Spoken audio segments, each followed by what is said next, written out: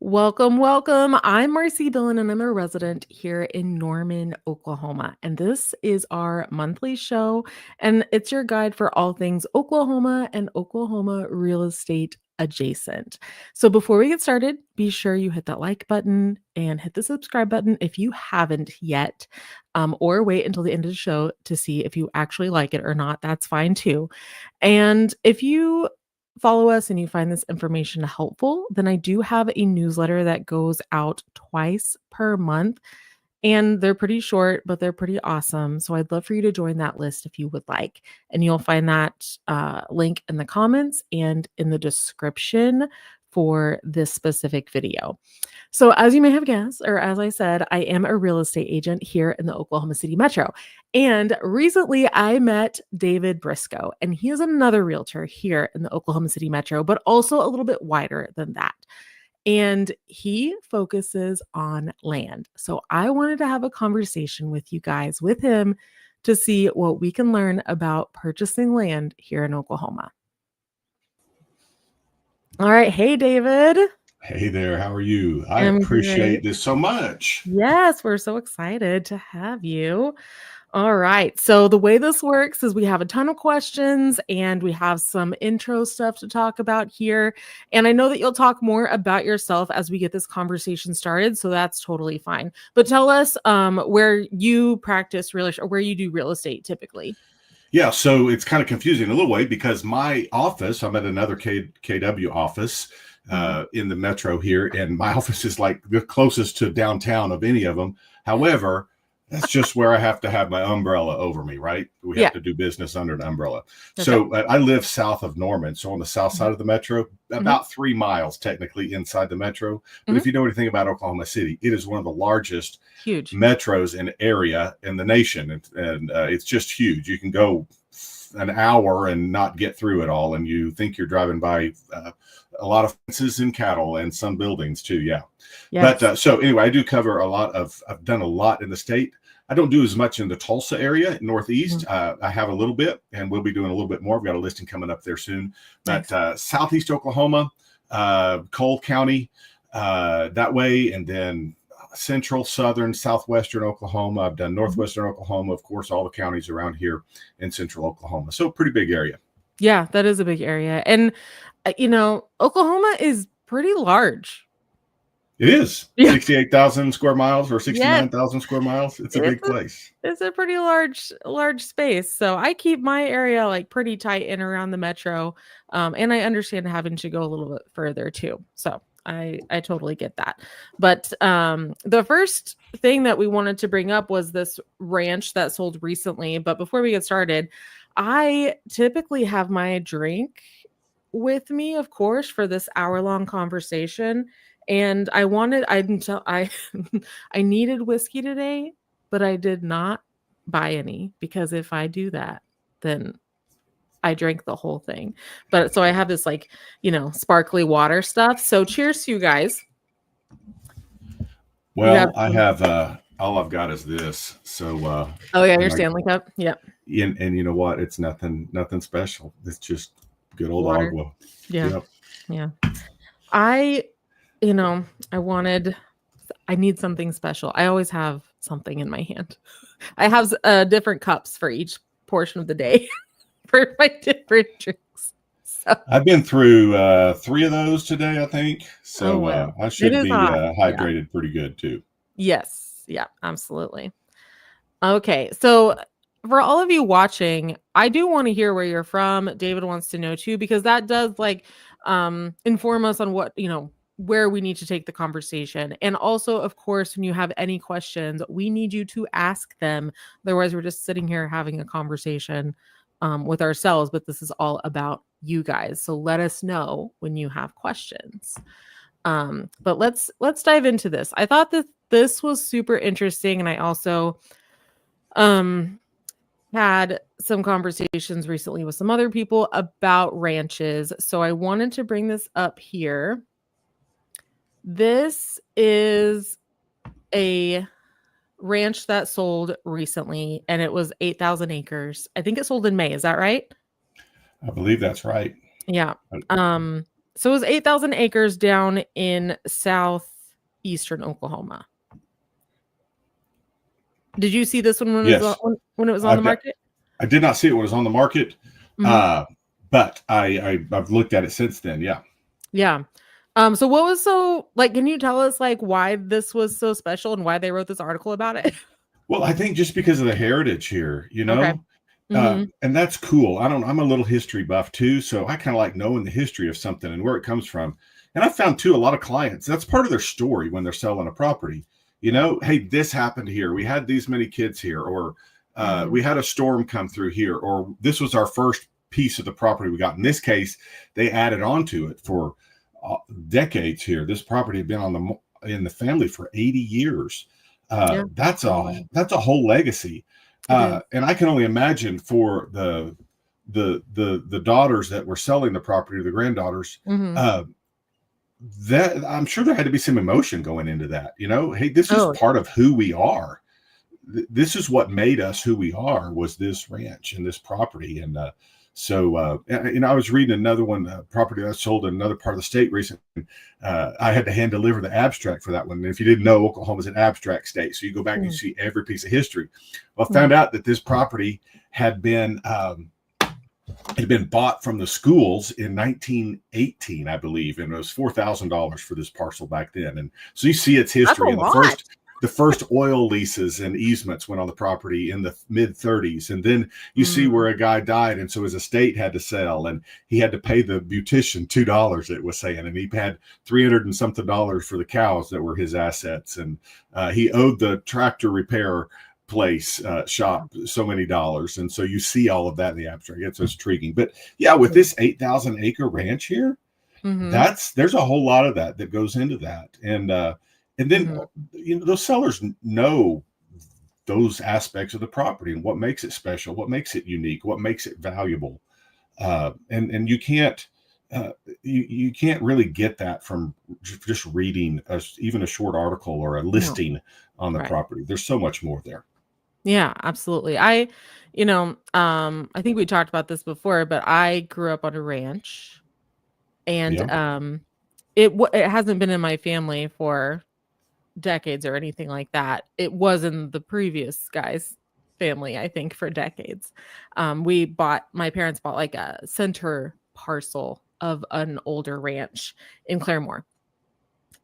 And now it's still surrounded by a larger ranch as well now too. But like all the little things that I know about the land and that, my dad and my mom know about that land. Like I know where the capped off well is on top of the hill. And I couldn't find it. Whenever you told me about the Well Finder app, like I couldn't find it on that, but I was like, well, I know where it is, but it's not walk us to it.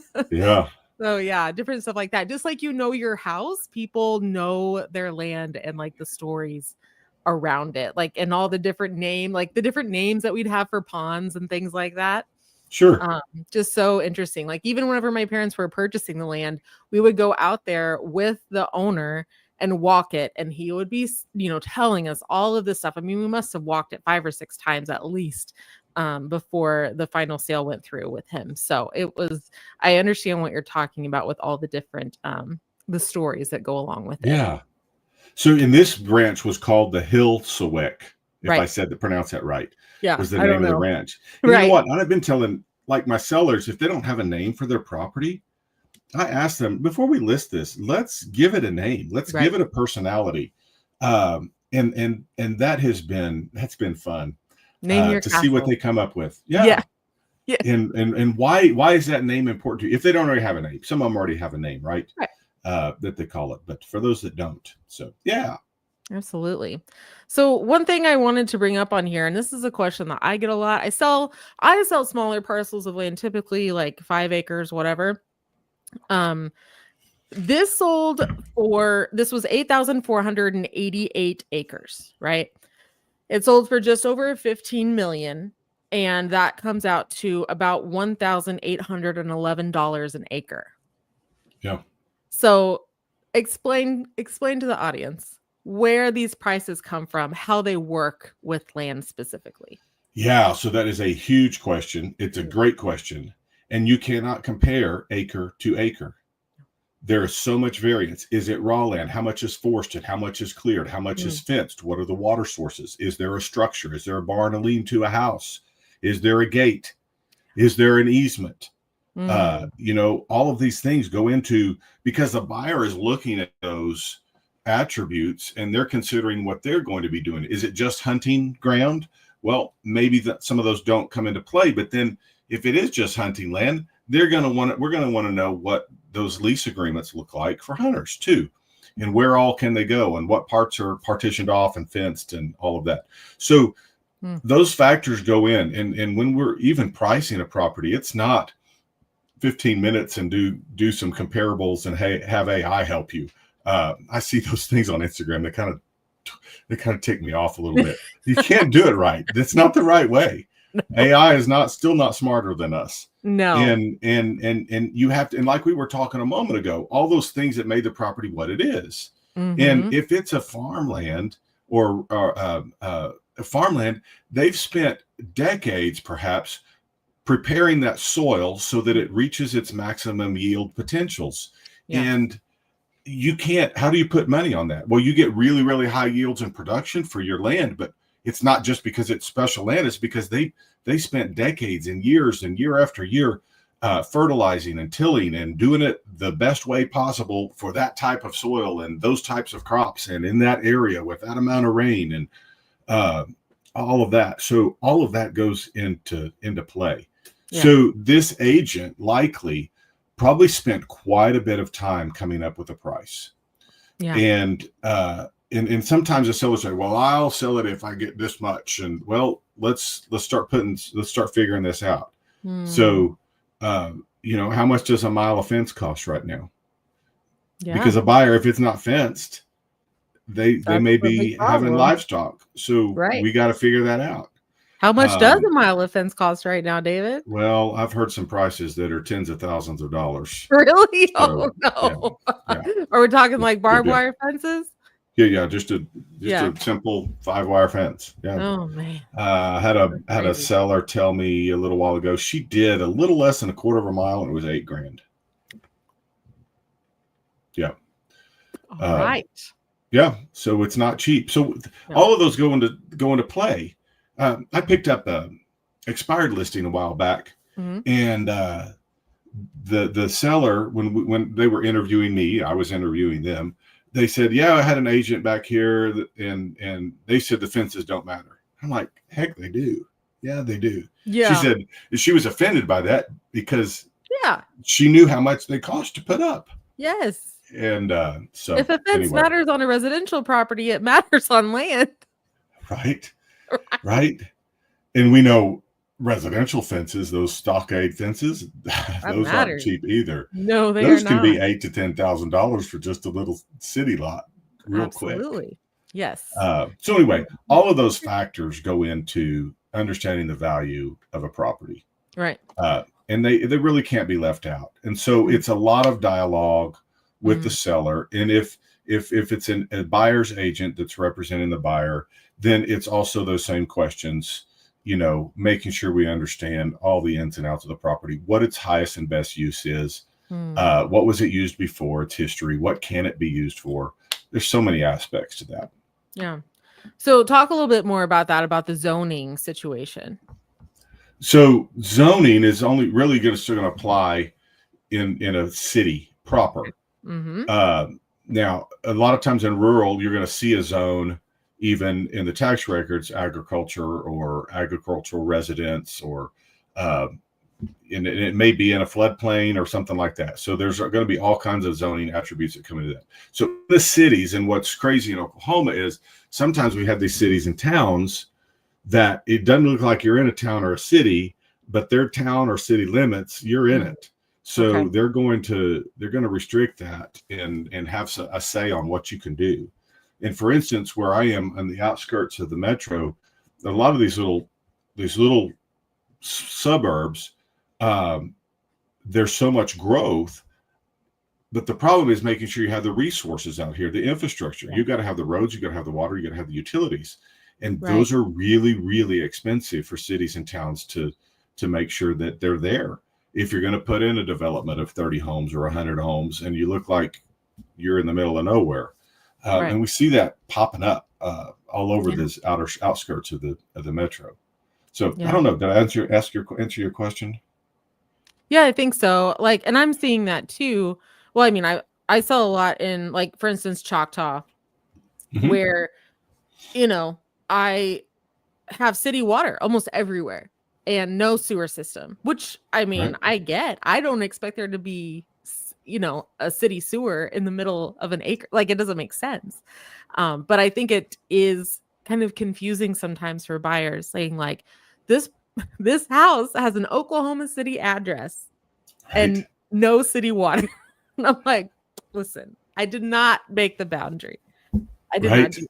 we were talking about that today in the class I was telling you about earlier. And so you can have Mustang city limit or Mustang schools, but be in Yukon, and then it can be in Oklahoma County and Oklahoma City zip code and utilities. I mean, sometimes those boundaries cross and all over the metro. Yeah. And you're right. I understand exactly what you're saying too. You've got, you think you're in the city. Oh, what do we do with our wastewater? All right. So now if we're going to build, we got to put that into the cost of the build. Right. And sometimes there may be water at the street. And I've run into this. Do you know where I'm going with this? You can have water in the street, at the street, but the line may not be large enough to support another tap. Right. I've seen that in Goldsby. Yeah. Exactly. In fact, Goldsby's struggling with the growth. There's not enough businesses to support the infrastructure needs. And the businesses are the tax. Where the taxes are coming from. Yeah, primarily. Yeah, I can definitely see that. Yeah, there's not hardly anything down there, but there are a lot of houses now. Lots of houses. Interesting. Yeah. Okay. Yeah. By the way, speaking of Goldsby, and if I get off track, you bring me back on. Ahead. Okay. Goldsby is very popular. So. One of the highest or most expensive places to live in Oklahoma. Do you know where it is? Salem. Well, no. Let's go. It's so expensive. So that is true. You're exactly right. However, in the whole metro, let's say the whole metro, what's the one place that people really want to live in that zip code? In the metro? Yeah. In Nichols Hills? Yeah. So that's the most expensive place. Do you know where number 2 most expensive place to live in the metro? And you said it a second ago. It's Goldsby. Yeah. Goldsby's high. Yeah. So, and we want to, and I think that's in the state. So the Tulsa suburbs, Jenks, wherever. Jenks, yeah. Okay. Broken Arrow or Edmond or anywhere else. So, and half kind of fascinating. Yeah, I'll close a house in Goldsby on Friday, and half of it's in Norman schools, and I gather that may be part of the reason. Yeah. So, but it's out there, man. They're like, "Are you sure this is Norman schools?" I was like, "Yeah, trust me. Yeah. Look at this giant line that goes down here." Like, you go across the river, and you think you're going to be in another universe, but then Norman's got its fingers out there still. Oh yeah, it does. I mean, and it makes sense because, like, who else is going to pick it up? Right. It's either Newcastle or Washington if you're in that area. Right. And yes, half of Goldsby kids go to Washington. Or Blanchard. Yeah. Yeah. But then isn't your water out there in Washington Purcell? Very interesting. It's a great question. Those lines going everywhere. Yeah. The town of Washington, most of it is private, is the town water. Is town water. And I volunteered for the little a position on the board. And so I'm learning more and more about how it works. But Purcell water comes up around the backside of Washington and is supporting a newer neighborhood down here. Yes, the Dow's Hills neighborhood is one of my best performing videos. So a lot of people who are watching this probably have seen that video. I work a lot with Ideal Homes. So yeah. Yeah. All right. So I got you off. No, that's fine. take it away. Yeah, that's what these are for, because we can't do that in regular videos because then no one would watch them. So, talk to me about recreational use land. Like, how much of it are you seeing? Are people buying for this purpose? How much is it worth? Like, what are people doing here? What is this? Well, it can go several ways. So Mhm. sometimes people just want the space. They just want privacy. They just want to be out. And I recently sold a property out east of Meeker. We closed on it this week, Mm. about 70 acres, Okay. and there were no trails. You've got a great little house. It was a little house, Mhm. a great house, and you've got the windy road with the trees carved back about 20 feet on either side. So you've got a Okay. windy path driveway, and then you end up at the house. And Mhm. that was on the front 5 acres or so, maybe 6 acres. Okay. And then the rest of it, 60 something acres back behind there. The sellers told me they'd never been back there in 20 something years of ownership. So Okay. we discovered it, and there were no trails. I had one client. It was really, really raining that day, and it was cold. And he said, "I'm going to go back out there. You don't have to go with me." And so he wanted to, and had all this rain gear on and rain boots and everything. So he went back there and made it to the back end. But that was the only person that I know of that ventured out there. Yeah, So no trails, no, it wasn't cut out at all. Just so that's what wooded. he was gonna do with it though, is cut trails in? The buyer that bought it was just looking for a place for privacy.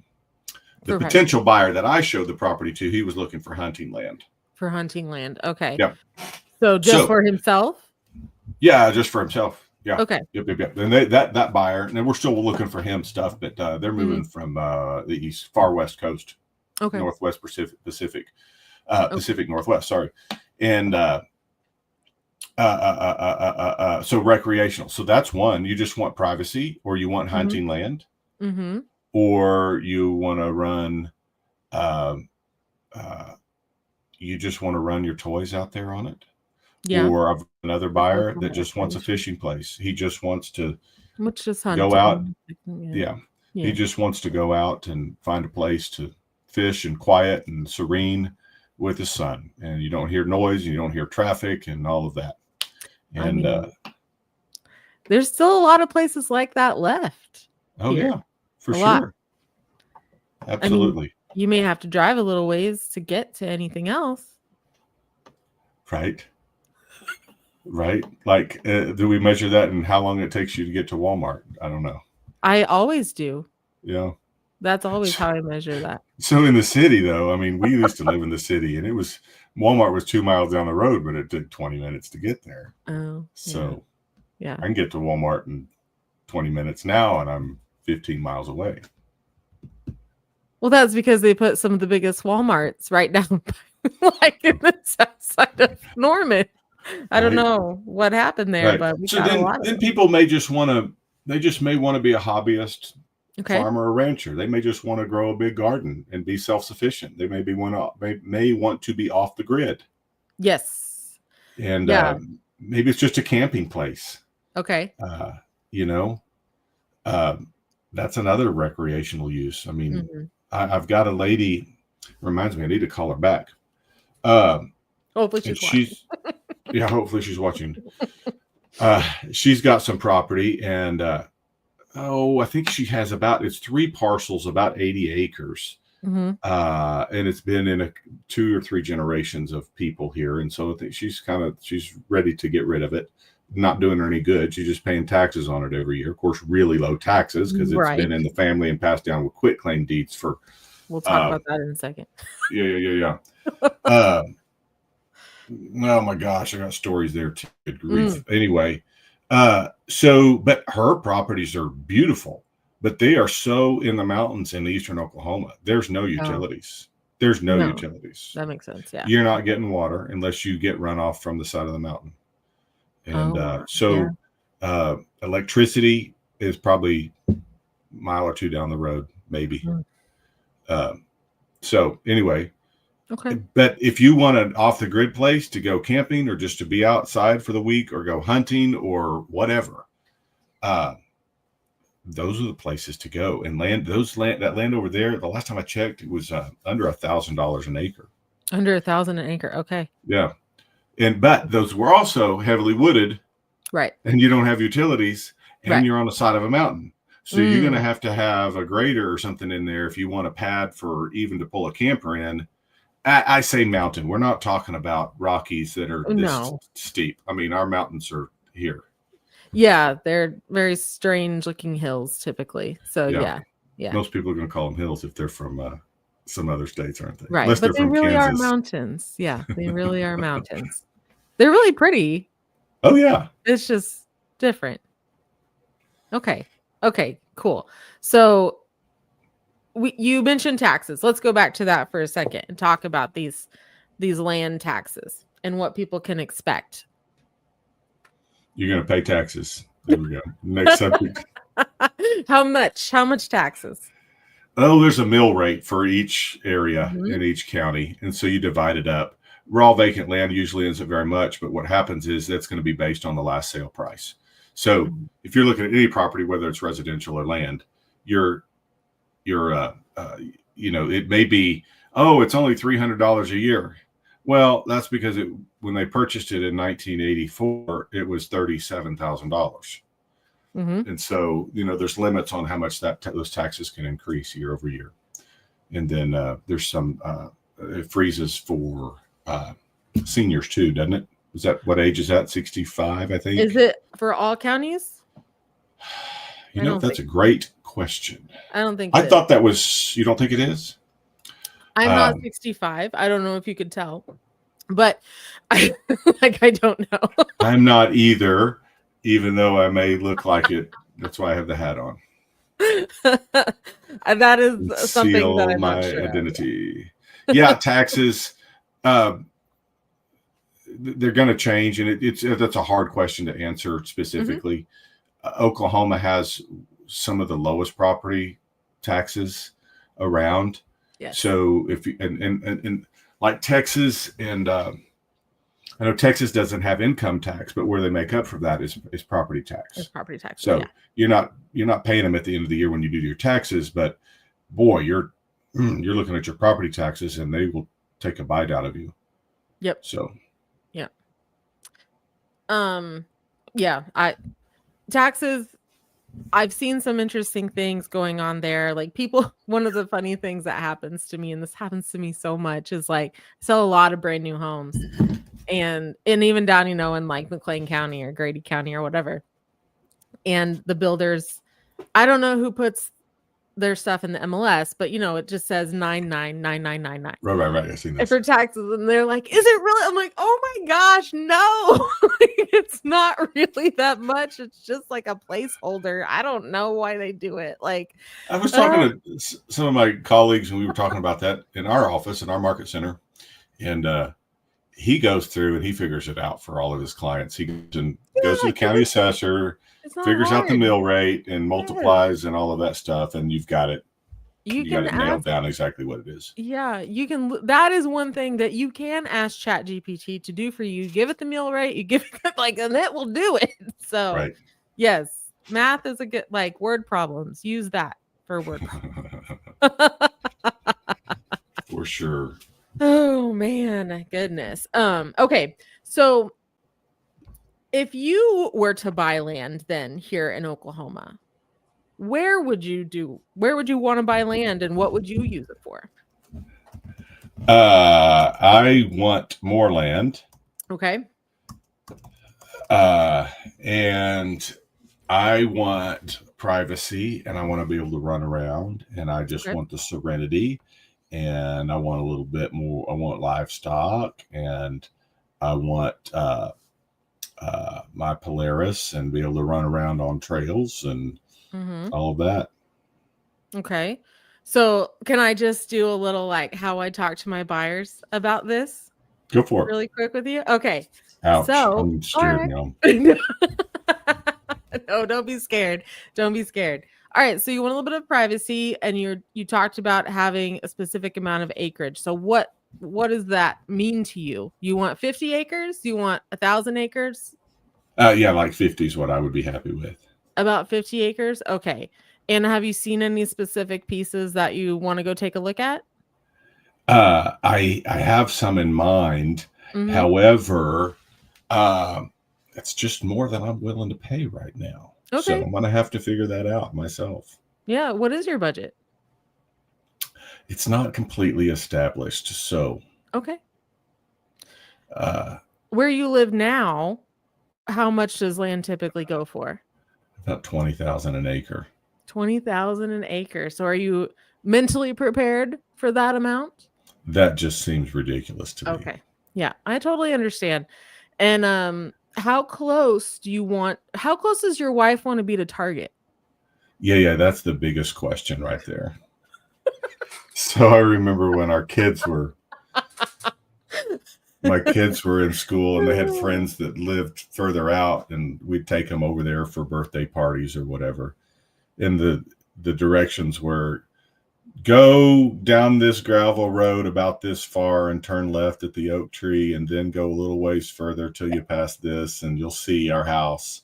Yep. And there's no 3.4 miles and then none of that.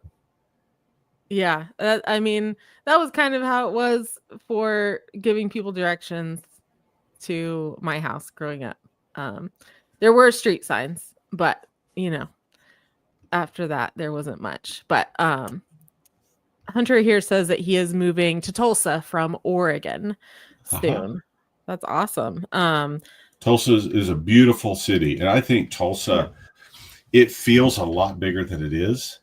And my mom grew up in Tulsa, and it was a lot of culture there as far as art and music, and then the terrain is beautiful and infrastructure is good. I'm really jealous of their terrain. I mean, I grew up going to Tulsa a lot, obviously. But yeah, I think I always attribute the cultural thing because the city's so much older than Oklahoma City. And I think people liked living there for longer than they liked living here sometimes. Well, Tulsa's downtown is bigger than Oklahoma City's as far as tall buildings. Yeah, and I think that's too because of the oil, right? Right. Yeah. Yeah. And now it's so nice. Like you can go down there and like hang out. Like growing up, you couldn't do that. So, but it's pretty cool with the Guthrie Green and all that stuff going on down there. So I think that's awesome. And I mean, you drive just a little bit and you're out of town, like out right. of town. Well, there's Turkey Mountain over on the west side. And then the new park along the river, the gathering place, which has gotten international acclaim now. Yes. As a destination. And then the BOK Center, if you're looking for cool architecture, that one looks like a big bird's nest. It's like a big spacecraft dropped out of the middle of the sky and landed in Tulsa. So, yeah. I know they were talking too about taking down 244 through there, which I thought would be really cool. I don't know if they're planning on doing it. Now say that again. Taking down 244 that goes through downtown Tulsa, because it's kind of a bad. What do they call that? Interdisposal loop or something like that. When they were building it, it's like you've got that whole interstate loop, 75 and 244, and then you go to the whatever that Sand Springs Expressway is thing. Well, it cut off the old Greenwood area from the rest of downtown, and I think that, I like the idea of new urbanism, kind of like what the Sela community and Wheeler does. But it's like designing stuff where it's not just about cars, but it's about the people who actually live there. And I think getting rid of some of those roads that cut off sections of cities would be really nice. Yeah. And the thing with Tulsa over there for the viewer, a lot more outdoor opportunity. Yeah. Just to go a little further east and southeast of Tulsa, really all around. Yes. Mainly east, north, east, and southeast of Tulsa. You've got more state parks. Yep. And you've got the Illinois River just about an hour away. The place in the state for rafting and stuff like that, and a lot more lakes in that part of the city. Yep, there are a lot more lakes. Part of the state. Yeah. And I mean, it's very close. Like you can go to Bentonville, which I know people love doing. Because I love Arkansas personally. And then, Hot Springs, I think, is a 6-hour. It's your closest park. Pretty much anywhere in Oklahoma is Hot Springs National Park and in Hot Springs, Arkansas. So yeah. Well, you've got you have the bombing memorial in downtown Oklahoma City that's run by the parks, but that's not really a park like we think of a park. Well, the Chickasaw Reserve is also run by the national park system. Yeah. I like going there a lot. That's probably I remember going there when I was 6 for the bicentennial. Okay. And they had and it was Platte National Park then. Now they changed the name to Chickasaw.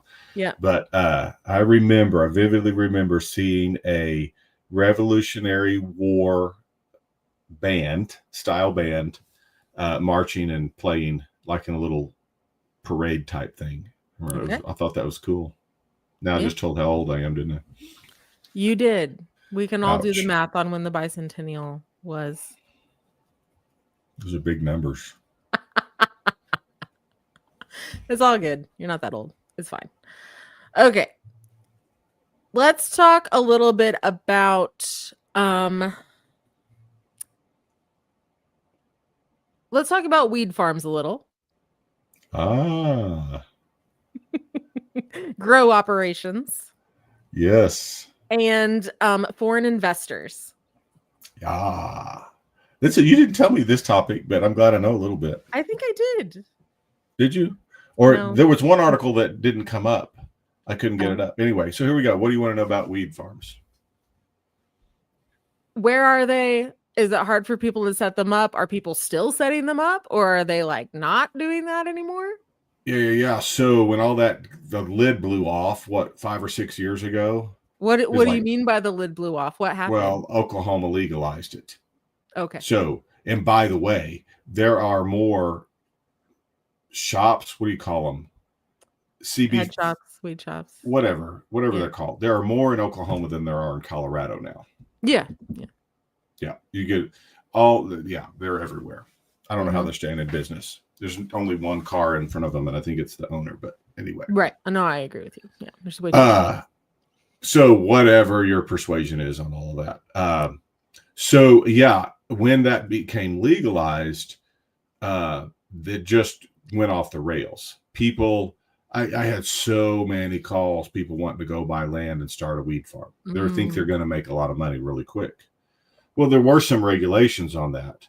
You had to have a certain amount of land. You had to have a certain size building for certain amount of production. You had to have a certain amount of water sources.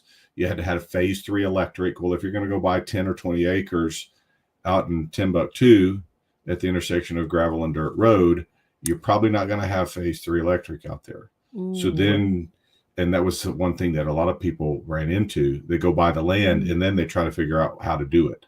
Well, then it became backwards. Like this is we're in over the top. Okay. And then, so that all happened. And then you also, yes, we'll come back to it if you want to a little bit later. You also had a lot of foreign investors or out-of-state investors trying to get in on it too. And so there was just this hoarding of this land coming in to set up a get-rich-quick thing. Yeah.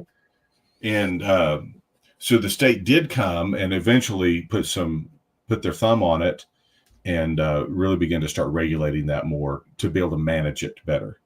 Okay.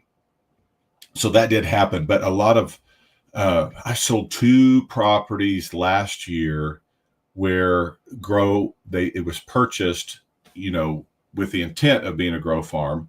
One of them was only 5 acres, and that was out east of Norman, in the Pink area. So, that's a great spot. And so that was one thing with my buyer. In fact, that buyer came from California. So great guy. No. Sorry, he was from Vegas. And so almost the same thing, right? So just fine people. I've made some great friends in that whole process, but met them when they were in town, and then we're searching and searching. And then he came one weekend. This is the weekend we're going to pull the trigger, and we narrowed it down, and we found this perfect little place for them. It wasn't a big place, right? It was just 5 acres, but in the back, the back part, it was kind of a hill, and then it went down in the back, and that's where they had poured. They brought electricity in and had the frame for some greenhouses back there. So one of our questions was, how do we find out if they started to grow something and it's contaminated now or whatever? How do we find this out? So what I learned is we go to the county commissioner's offices are the ones who manage them when it's in a rural. They have a special office. I can't even remember what the name of it's called.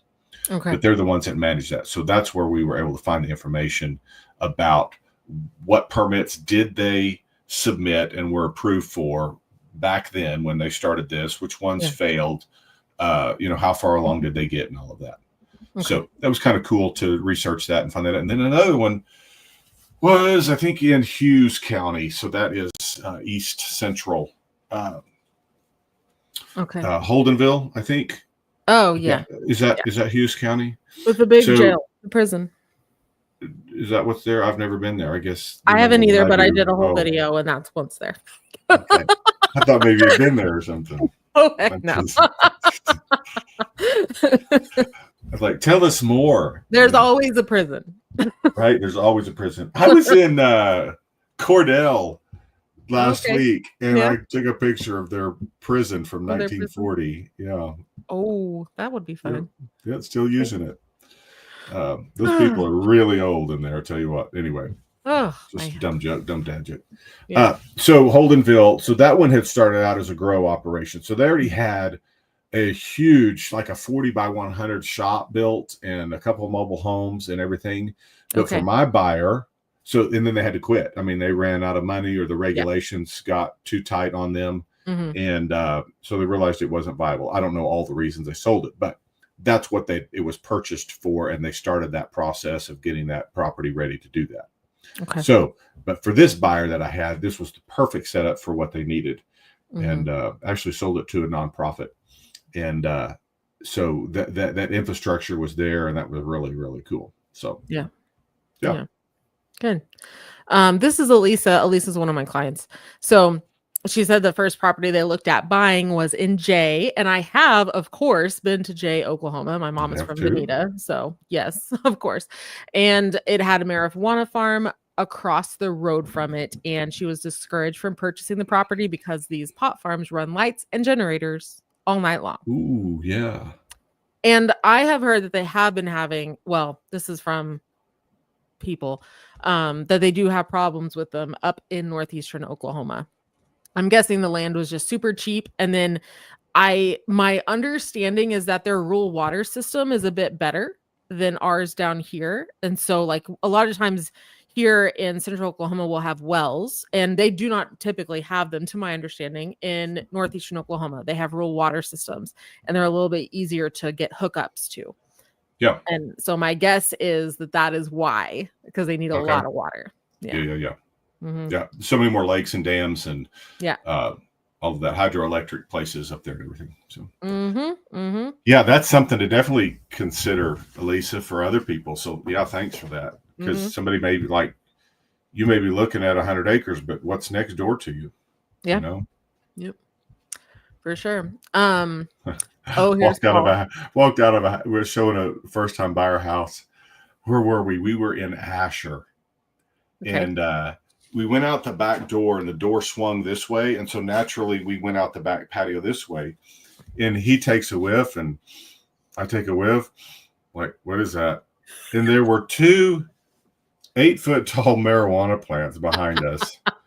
And I posted a funny video of, story about it or something. And I said, and somebody said, "Oh, those are females." And I'm like, I learned something. How do you know? How do you know? How do you know what that is? Anyway, yeah, that's what Paul said. They stink. We still talk about that. It was funny. We were not expecting that, Yeah. Well, now, I mean, I can walk in my neighborhood and smell, people. Oh, yeah. Smoking. I pulled up a stoplight in Norman a couple of weeks ago. I'm like, who's this idiot smoking right now? Yes, that's a little much. It's a little much, but yeah, Yeah. it is very stinky. So one of the regulations that's come as far as out-of-state buyers says that was a real thing. And even foreign buyers, not just out of state, there were foreign buyers that were coming. I heard of a single acre lot then. So this was a few years ago up in Newkirk, which is northern Oklahoma, north central Oklahoma, right off I-35. It was $50,000 for a single acre. And Chinese owners had bought it. It had deep pockets. Yeah. So, and that's kind of leaning into a different subject area other than the pot farms. But so one of the regulations, I'm trying to remember off the top of my head now. One of the regulations is 70% of the owners ownership has to be an Oklahoma resident for at least 2 years. I believe that's the case. I hope that's right. Somebody may Google that. Maybe I should Google that. For the pot farms? Yeah. Okay. It's a pretty high. So you can't be a buyer from Texas or California or Wyoming or wherever and say, I'm going to buy this and have somebody else run it for me. Now you got to be most of the ownership has to be an Oklahoma resident. Okay. I could find that out pretty quick. I had an almost client and a friend that works for the agency for the state of Oklahoma that helps regulate that. Yeah. I mean, I think there were some really simple things that to me they could have put in place at the beginning to help with that. And I don't know what happened, but yeah, it got out of hand real quick. It got out of hand pretty fast because our land was so cheap and they were driving up prices and it was, kind of fake. I had so many calls like, I found 10 acres down in Noble or Slaughterville and I want to go, this is what I'm going to do. I'm like, yes. Just like, no, you're not. Okay, bye. Right. So whenever people are purchasing land, what are the inspections that you do? How do you lead your clients through this so that they don't, like, something doesn't happen, like they can't get utilities out there? Like, how do you do this? Yeah. So that's there's an inspection period, right? And so like when you buy a house, and the default in Oklahoma, if you don't fill in the blanks, is 13 days technically. So the third day after signatures is the time reference date, and then it's 10 days from then. So it's 13 days. In land, there's an inspection period too. I kind of double wall those and say inspection period is not complete until we get all of the why am I blank? It's the end of the day. Surveys back. Yeah. So I usually say 5 days until the last survey's received. Interesting.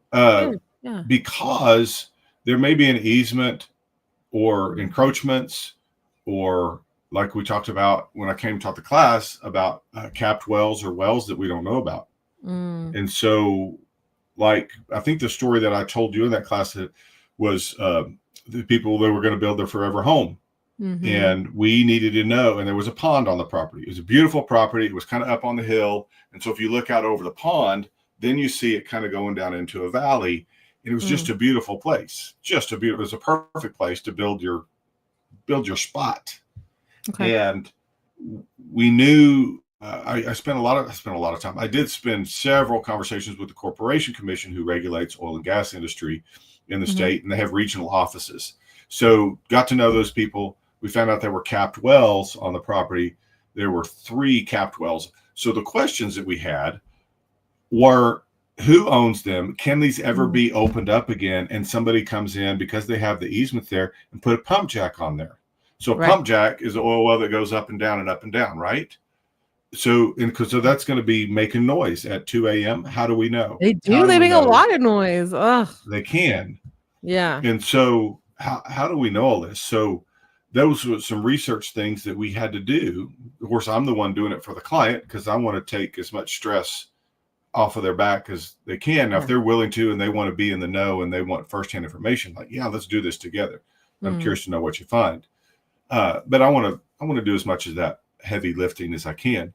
So that's why I was talking to the Corporation Commission. We found out there were 3 abandoned well sites. Well, the Corporation Commission gave me that app that I shared with you when I was talking to him. And we found out that right where they planned on building the house was a capped well. Of course, you couldn't see it. There was a power pole, and then the power pole just ends, but that was right about the spot where that capped well was. So we needed to know that, and then we also needed to know, first of all, can that ever be opened up again? And somebody start utilizing that space, whoever that owner is. And then second of all, do I really want to build my dream home next to this, or how far away from it? Right. And then is it a hazard? So all those questions come up. Now that's for a homeowner, right? You may have a different use for the land. You may just be wanting to run cattle or do row crops or something like that. Well, that won't have as much effect on that. It could, but so I did learn from that experience that you can't build a structure 60 feet from that wellhead. That makes sense. Now, to me, that seems a little close to me, but that's it's pretty close. But that's 60 feet is not very far. Yeah. So yeah, I'd like to know what those inspections are. So in there's also so many different kinds of surveys to do. Somebody says, I want to know, I want a pin stake survey. Well, the only thing a pin stake survey is going to put the markers on there so you know exactly where the boundaries are if you need to do a fence. Right. Well, that's not going to tell you your easements. It's going to tell you who's got a road built in here, where the utilities are, where the phone line is, the electric, where the gas pipeline is. And if you're in Oklahoma buying any land, and Texas for that matter too, you buy any land over a couple of acres, there's going to be a pipeline easement on it. Correct. And so those buyers need to know that. They're going to get that report. They're going to get that survey report back, and they're going to and they're going to want to freak out. Oh my gosh, there's an oil pipeline. They always freak out. It's going to blow up.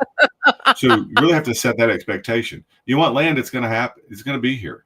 And a lot of oil rich states are going to have that same issue. How else would you move it? Right. And they go in crazy places. So when I'm selling Saturday, I'm not selling property on Saturday. It's Thursday. We pre-signed today. Yeah. And there's there's a gas pipeline going through the property diagonal. Well, you got the markers, and it's a horse property, and it's kind of about 2/3 of the way back, maybe halfway back. But the buyers wanted to know, what is this easement? Because on those disclosures, you write, hey, there is an easement. Well, let's just go. So here's the markers. This is where it's going. Here's this side of the property. You got a visual. This is what's going. Well, that pipeline was replaced about 8 years ago. So probably not going to be replaced for a long time. But all that means is you're not going to dig a well right there, and you're not going to build a house on top of that. And there's rules for that. Usually it's 8 feet on either side of a gas pipeline. Yes. And they're very deep. Yeah. And they're monitored closely. Yes. The regulations on those. For whatever will happen. Right. Things that they don't. Did run into, this was a 2.5 acre property years ago, and it came time to sell it. And somebody put an incorrect easement. They recorded it incorrectly.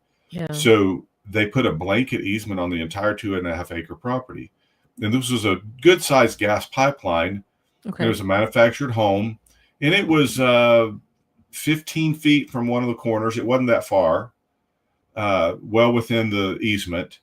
But whoever recorded that easement put a blanket, like the whole 2.5 acres is an easement, like you can't build anything on it. So the lender sees that. What do? They freak out, like, sorry, deal's off. We're not doing this. Right. So what I began to research was the adjacent property only had the 8-foot either side easement. The other, on the other side, where it went out the other side, only had an 8-foot easement. So we were able to deduct, this is a clerical error. Let's get this lifted. And so I had a great lender then that really helped with that to help us discover that and get that easement corrected. Good. So that's one of the things is on the inspections. We want to know where the water is. We want to know, of course, you do the title work. Oklahoma's an abstract state. So you're going to see all that history. And we talked about that earlier. You're going to see everything that's happened and have been attached to that property since the land run in most cases. Yeah, exactly.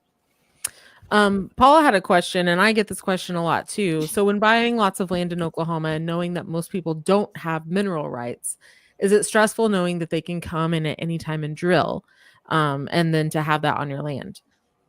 Great question. Yeah. Really I was talking to a friend of mine recently who's got they've got 800 or 900 acres up in northern Oklahoma, northwest Oklahoma, and they had a utility company come in and wanted to put the big high wires over it, and they just said, no, you're not doing it. And the price kept going up and going up and going up. Yeah. And I want to say it ended up at $400,000 if you let us run our power lines over there. And I think finally they decided to give in. So, yeah, that could go a long way. If you're on 900 acres and it's only in the corner and you never go over there, $400,000 might be an incentive to say, oh, yeah, I don't have to go over there as much as I thought.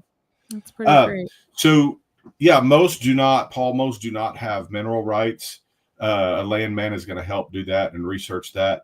And then it also helps to know, is there any producing minerals on there? Is it oil or gas that's actually producing? And then that's going to be, perhaps those can be purchased. I just sold a property out in western Oklahoma last week, and the seller did have the mineral rights and chose not to sell them at this time. So, but then it's like, what minerals are a part of that and what minerals are not? Is it only oil and gas, or are we going to find uranium down there too? I don't know, or whatever. I'm making something up. So that is a really great question. And I have to say, I don't think I know your answer, Paul. I might need to get back with you on that. Yeah. I do not know of any situations where they can come back and drill. I know there was a time, this was before I was in real estate, that people would put a for sale on their land, and they would put a ridiculously high price. My understanding then, I don't think it's now, was that if it was for sale, you couldn't come in and drill. So if drilling was becoming more active in that area, people would put their land up for sale so that so that they couldn't be sold. I don't think that's the rule anymore, but it'd be something good to research a little bit. I'm sorry, I don't know that answer. No, that's fine. I've always understood that because of the oil is not just in one spot, right? Like it doesn't go straight down. It's in like a sort of a basin thing. So they typically buy, and you see it on the road, they buy a little spot and put the batteries and the salt canisters there. And that's how they get the oil out of the land. That was always my understanding of it. But well, there's horizontal drilling too, so they don't have to be right on top of it. They can go on a diagonal. Yeah. There's a whole lot of regulation for that. That makes sense. Good. And yeah. And I think there's going to be some more. What I'm curious to know too is how close to a residence can that happen, and then what is the cost to do that? What is the benefit to a proper land or surface rights owner for that? So right. I understand. Adam said it's also good to think about the potential emissions with pump jacks. And that is something that can, you're going to smell some diesel and probably some natural gas fumes. And, just the crude oil, whatever it's pumping. Yeah. I'm sorry, pump jacks. And the crude oil here is kind of nasty. Like it's not the cleanest stuff in the world. It's the crudest of crude, Yeah. I had go ahead. No, I was just he had the same question. Yeah, same question that Paul did. So it was a good question. Gotcha. Mm-hmm. Yeah. Great questions. I appreciate y'all asking. I'm going to write that down, Paul, so I can research that and make sure I got the answer for myself too. Mm-hmm. Yep. Yeah. I was going to say something about I do know of an issue, and we did a case study on easements and doing the research. This is a property in one of our training sessions in the land division a year or two ago, and it was a property in Texas, and it was a parcel that was long and skinny, and the house was near the back. Well, there was a pipeline that went right in front of where the house was that the easements were not recorded right, or they were missed. And so then they came, what was it? They came in and dug it up or replaced it or put a new one in or something like that. And that was a case study of the importance of making sure it's all right. Now, that was also in Texas too. However, I do have a buyer, and it's actually that same Hunter guy that I was telling you about earlier. And he was looking at another property, and one of the things we were looking at was wind rights for the wind turbines, because Oklahoma is now one of the highest producers of renewable energy. And so there were wind leases that had been granted or to put those big turbines on two adjacent properties, but not this one. So what does that look like? And if you're a hunter then, and those things are twirling with the north wind in November, you know, which is when hunting season is, which is why I said that.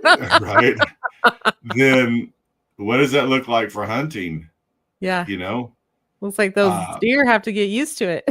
They can make a lot of noise. I mean, they're quiet, but you hear the whoosh going on. You do. So definitely hear the whoosh.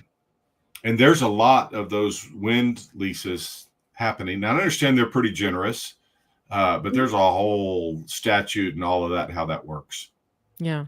So. Like that to me, I mean, I know it's not new, like the wind situation, but it feels, because I mean, and I don't really deal with it because like in the city, they're not going to put up a windmill. Like it's not a thing. But as soon as I drive, even 45 minutes south, I see them. So. Well, and even north up near Piedmont, we've got a whole wind farm up there too. I really try to stay away from people. And then south of Union City in Minco and Union City, there's another big wind farm there. Oh, wow. I never go out there either. Okay. Interesting. Okay. Well, one of the other questions that I had, and it was not on the list I gave you because I really like surprises, apparently. Oh my gosh. Is the sovereign nation question with the Indian nations and the land rights. Do you get this question from people? I've not had this question. Oh, I get it. Can the nations come and take, if you buy within one of the nations, which, you know, they're really close to us here, even if we're not on them, but it covers all of eastern Oklahoma. Can they come and take their land back? Oh, that whole McGirt thing, that was more that ruling. It went to the Supreme Court, didn't it? Yep. And there's a whole lot of dispute in the state, if you're from out of state, about where the native tribes laws, rules, ownership, rights, where do they begin, where they end. And recently they brought up the 1835 thing from Congress about that, and that had been ignored. So it's been tricky. I mean, even traffic tickets, that's the big one. Can an Oklahoma State trooper give a traffic ticket if you're in Potawatomi Nation or Muskogee Nation or Chickasaw Nation or Choctaw Nation? That's been a big question that's been in the news a lot. Yes. It's a really interesting question. Yeah. I don't know that's just for traveling, you know. So what happens when we're not even talking about land right now. Let's not open that land. No, I agree. It is it's a frustrating question, and one of the reasons I get that question a lot is because a lot of my people do tend to come from Washington State, and we are seeing stuff like that happen there, and it's not an easy question to answer, essentially. Right. So. And each nation has different jurisdictions and rules. They do. And there's so many. There's so many. Mm-hmm. And I think right now they're evolving a little bit too. All of those, you know. Yep.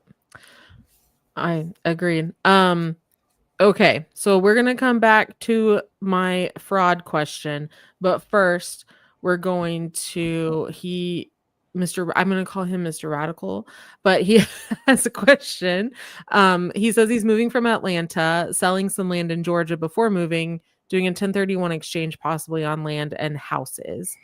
Do we have experience as real estate agents doing these types of investments? I have my story if you have your story. Well, I've got some contacts with those that do those 1031 exchanges. So I want to make sure that I'm aligning clients with the right people that can do that smoothly and do that accurately. Because really, it's not us that are handling the biggest part of your 1031. It's the company that you're hiring, the holding company that you're hiring. We have to disclose and everything, but it's not us. You need to use a company. You cannot do it on your own. I've had people mess up bad. So it is very important that you put everything in place. Yeah. To get it done. Yeah. Exactly. And two, and for Radical Tech, I learned something too recently, and most of the time we think, and I want you to verify this, don't just take my word for it, okay? But this is important as well to research and have on your radar. You don't necessarily have to do a 1031 exchange from a house to a house or land to land. It can be broader. For instance, you can do a 1031 with a 3% stake in a new Amazon distribution center and hold on to that and get 5%, 5 to 6% annual appreciation for that. And then what people are doing is then they sell, because that's more than, use that as your CD or whatever, and grow that investment. And then, but you can 1031 exchange that. So now you want to pull out of but you have have to have the right 1031 exchange company people to do that. Not just anybody can do that. Correct. I've got some contacts for that. Yeah, perfect. And if you guys need that, just send me an email here and I'll get you that stuff. Okay. And I'll put this up again and it's also in the description so you can send me that email. Okay, going back to land fraud. Land fraud. He just repeats the question. Here's my story. Someone called me a couple of months ago and said, I want to sell my 5 acres in East Norman. And I said, okay, which is kind of weird. Like we don't really get calls like that. It's like, if you don't know me, why are you calling me? And he was like, oh, I got your name off Zillow. And then he's like, yeah, I want to sell my 5 acres. This is the address. This is my name. I looked it up on the county assessor and it matched, but his name, and this is not, his name didn't match his accent. Okay. And I know it's a weird thing to say, but then he's like, when I told him how much I would charge to sell his land, he didn't fight me. And then I slowly figured out that he did not own this land. He was just pretending to be that person. Yeah. And and this has happened to so many people, even in my office, we were talking about the other day. So have you seen this happening? How far have you seen it go? I have not experienced that personally. However, you can kind of spot the scammy stuff the way that they contact you. Yes. And I hate to be that person that, doesn't respond to certain text messages. Yeah. Well, all of us get them, right? Whether you're a real estate agent or not, you get the scammy texts and calls all day long. All day. But there's some spotty things, some things that you can spot. And we don't want anybody to be taken advantage of or hurt, even a real estate agent. I mean, there's some wild stories that put real estate agents at risk. Yeah. And so we want to be cognizant of that in the first place when we start talking to these people. Because I get random calls all the time from people. And often from out of state, people see a property on Zillow or Realtor.com or Land.com or whatever. And so they reach out. And so you're vetting as you go through this and working to ask the right questions to make sure they're legitimate. And I don't know that I've ever been fooled, but there's a few that I'm like, yeah, we're not connecting. I'm not going to try really hard to. No. It's something that doesn't feel right, doesn't set right. And so I'll give them a task or, hey, this is what you need to do next. And, if they're serious, then they'll get back to me on that. Yeah. So I don't know. So when you do have people buy land, like obviously you're helping people buy land, like how do they protect themselves from those scammers who are trying to fraud them? Ask the question once more. Yeah. So how do you protect people? Like once someone buys land, what's the protection? Like how are they protected from, Yeah. because what's happening is like people are trying to sell land that isn't theirs and they're trying to Right. take the money. So what So is protection? Yeah. so part of the question is, and this is going to cover about high 90% of this risk, that is make sure you're using a title company. Yeah. Because the title attorneys, they're going through, like I said, abstract state. They're going through those abstracts from the very beginning of time, since the land runs. And they're scrubbing that out, everything that has been applied to that property, every easement, every property change, even a divorce. You look through there and you see so-and-so divorced so-and-so in 1941. Right. You see this record. I mentioned earlier. You see the guy died, and so he had this much assets. He had this much in cow. He had this much in grain. It was so fun to see, but he had to pay the beautician for $2. He had to pay the tractor guy for $27 in 1971 or whatever it was. So you see all of that record.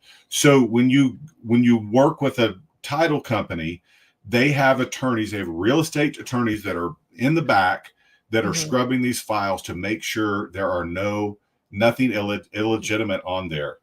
And then they're going to issue a title insurance policy on that. But they don't want to have to pay a claim on an insurance policy because they missed something. And so they're going to scrub those files really, really, really good.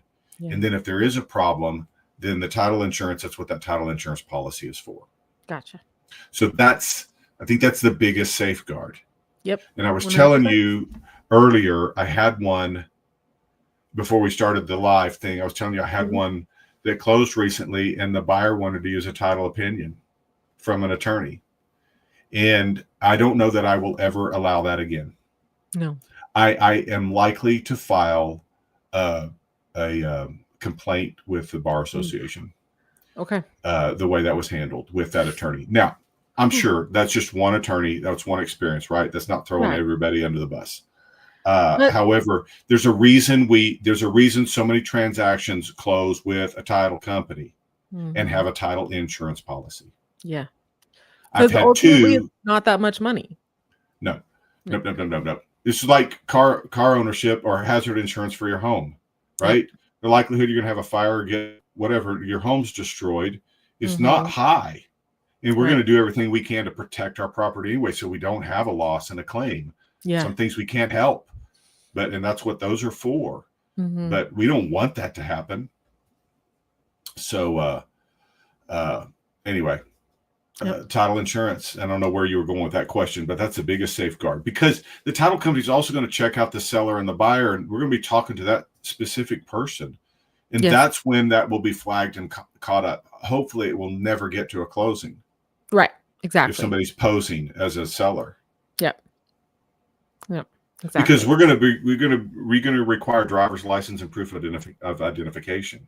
And a lot of times when we're having those conversations, I'm a high connection relational person. So I'm getting to know people. Yeah. Sometimes it's intentional, but I'm asking random questions about life.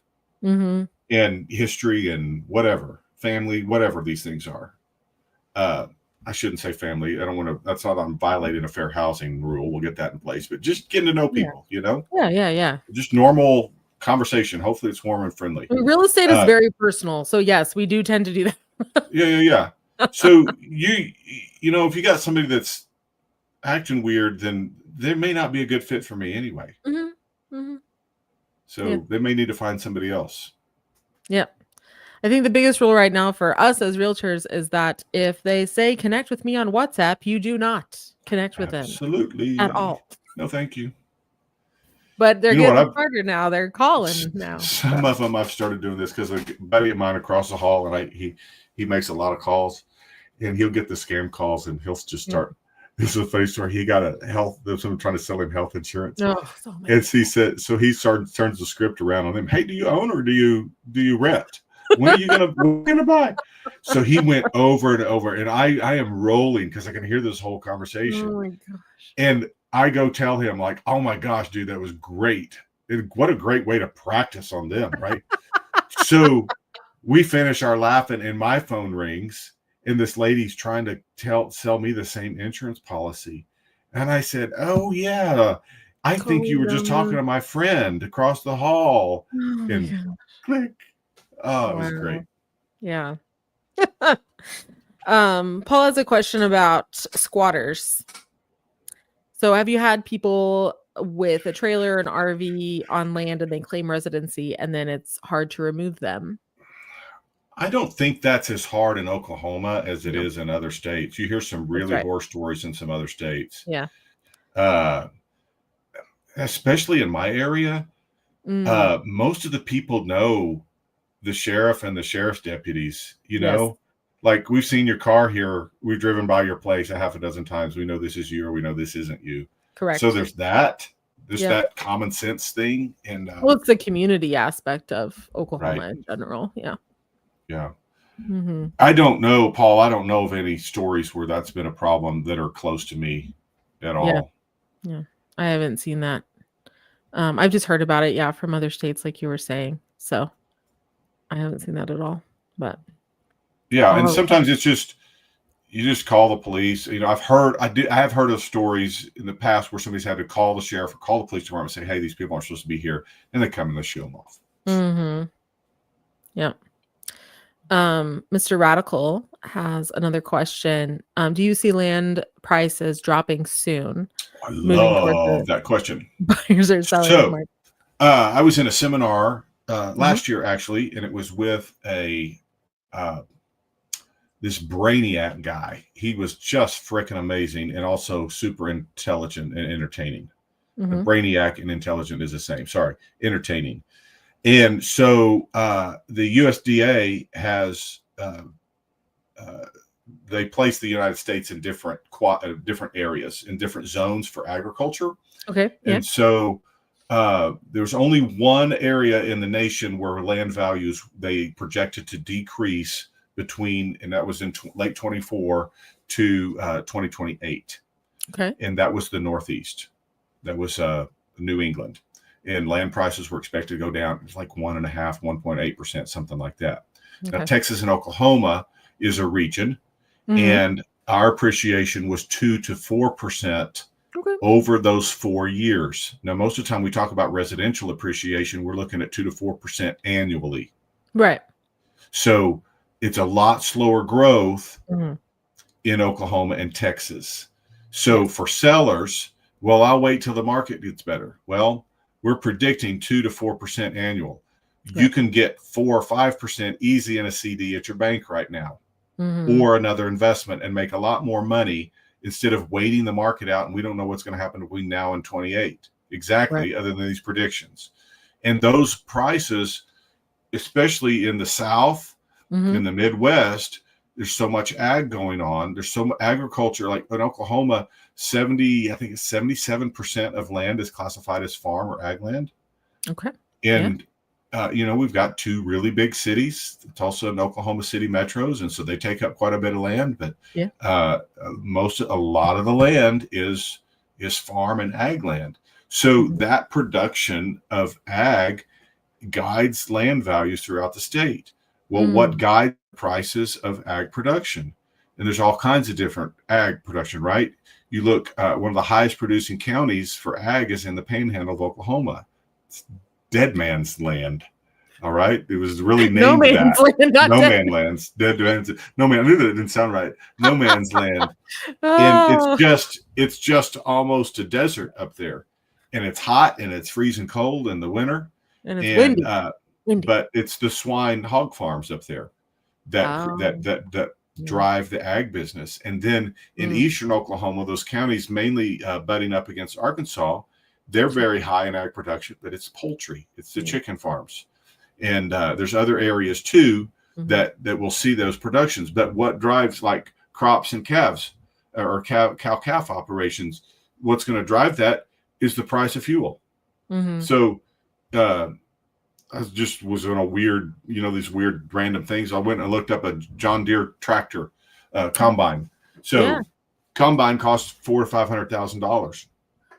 the whole 200 and something gallons of gas, where you're on there 8 or 10 or 12 hours a day or longer. Yeah. And you're burning that kind of gas. I mean, $1,000 or more to fill up the tank a day, or I don't know how long that lasts exactly. Yeah. That's just for the diesel for one tank, $1,000 plus a $400,000 piece of equipment. So all of that, your oil prices, fertilizer was a big deal a few years ago because you got to fertilize the land for crops and grasses. So if fertilizer shoots up like it did, well, then the farmers cannot afford to fertilize the land for the crops. So then what happens to the yield on the crops? So then there's less yield. So then what happens to price? Well, then prices grow up on your wheat and your soybeans and whatever else you're growing. Yep. So all of that affects the land value. It all comes back to, it's all of those prices. And then there was the, a couple of years ago with the Ukraine and Russia and oil and gas and all of that. So that's all affecting us too. It becomes a connected worldwide thing that affects all of us. Right. We're all so connected. So all of those drive the prices. So back to that question, land prices, they're not, I wouldn't say they're dropping, but they're not appreciating really, really quick. If you want to see them drop, you're going to you're going to look for land in New England. But you're going to pay more in New England yet still, like, just FYI. Most likely. Most likely. So, and if you need an agent up there, I can connect you with some guys and gals up there. Exactly. There are some cool land agents up there. I've got some, and really, I've got some. I belong to some groups and that we collaborate monthly, a couple of times a month. Yeah. And so I know people all over the state, and I can give them a big handshake and when I see them, and so we're friends, even though we're 1,000 miles apart. I know. Yeah, this is a very large country for sure. Cool. All right. Anything else you want to add, David? I don't think so. I appreciate the opportunity, and I appreciate all the questions. I've written down a couple of these to make sure that I'm in the know. We may have to do this again. I would love to. I really would. I've enjoyed this. Perfect. Awesome, guys. Well, we will see you next time. Have a great rest of your week.